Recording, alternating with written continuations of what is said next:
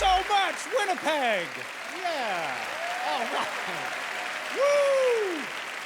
Guys, thanks, guys. It is very good to be here. I am personally very relaxed right now. I don't know if you can notice I'm exuding a calm, confident demeanor. The reason is, I checked just before I came out, my iPhone battery is currently at 84%, so I'm bordering on cocky right now, let's be honest. It's very difficult to imagine a problem I could have in life that couldn't be solved with an 84% iPhone battery. So that's relaxing me. You guys should see me when my iPhone battery is at 7%. Ugh. I am fragile when that happens.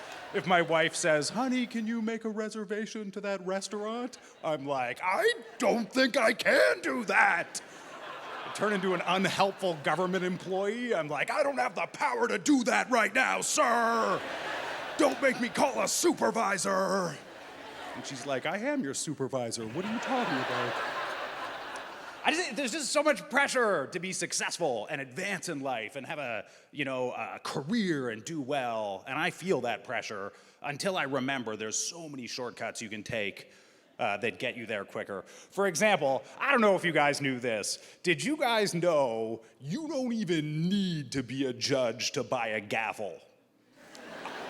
I'm not even making that up. There are honestly stores where you can just walk in and give them money and they will sell you a gavel. And then you get to be a man with a gavel and you can punctuate minor life decisions.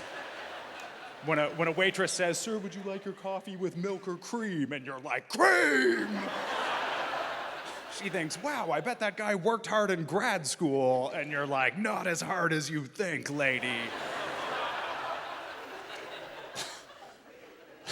When I do get moments of time to myself, if I can just kick back, I like reading boring history novels is my favorite thing to do. It really, if you know history, it puts your iPhone battery being at 7% is not so bad. If you know history, you're like, well, at least I don't have the plague. Things could be a lot worse. Do you know history, sir? Let me ask you this question. In your opinion, who's the more important historical figure of the past 150 years, Eleanor Roosevelt or Hillary Clinton? Because it's Hillary Clinton. I had $20. That was the best $20 I ever spent. I'm also an excellent napper. I fall asleep fast. I wake up 10 minutes later, totally refreshed. As a napper, I love the snooze button is my favorite thing. You guys know the snooze button, right? Where you face off real world priorities with 10 minutes more of sleep. When you wake up and you're like, I don't need a shower today, right? Or you're like, I'm not gonna have toast. I'll just have bread today. Or you're like, I don't need a job. They have unemployment checks. I'm going back to bed. What's implied by that joke, obviously, is that I don't have kids, because you don't ever get to use the snooze button when you have kids, right? Because your alarm clock is a kid with real kid problems who needs you, and the kids don't come with a little button on their head to put them asleep for 10 minutes.